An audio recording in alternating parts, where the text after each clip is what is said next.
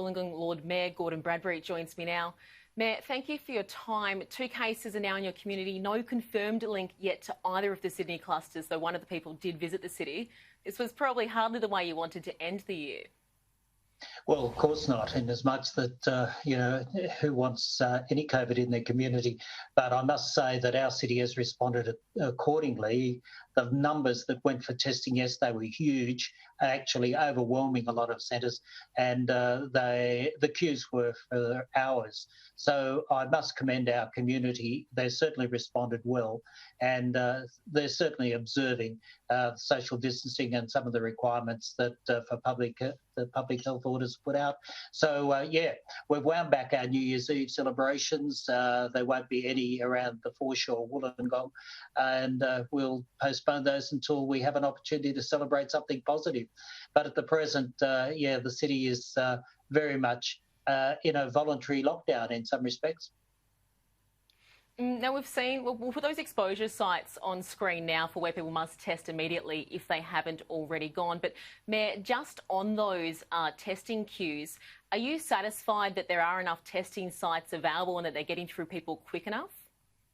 Well, today there are many more sites available, and so what had happened, basically the system wasn't in place to deal with the magnitude of the community response yesterday. I'm very proud of our residents in as much they certainly got out and got tested and were quite patient in waiting in long queues. But today, and from what I've observed anecdotally anyway, there's certainly the queues are shorter, there are more testing stations, and hopefully we're on top of it. Now, masks are recommended in some places around Greater Sydney. Have many people in Wollongong been taking this up? Yes, the response around, especially in supermarkets and shopping centres and localities like that, the increase in people wearing masks is very noticeable. But at the same time, it's one of those situations where the community is very concerned, not only for the well-being of its people, but also local industry, in as much that we've got a massive steel plant down here, and which employs over 2,000 people, and we don't want it getting into such facilities that would mean that the operations there were in any way compromised, and local businesses and industry needs to continue to function well.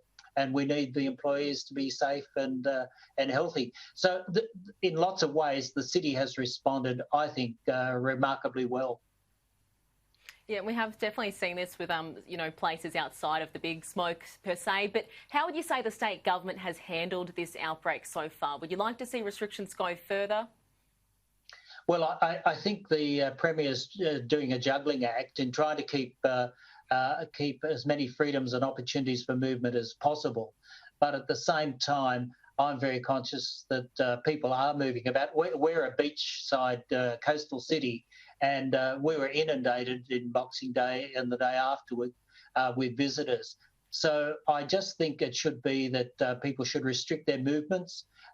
If they can't do it voluntarily, then I think something of a public health order requiring people to stay put for a little while anyway to bring it under control.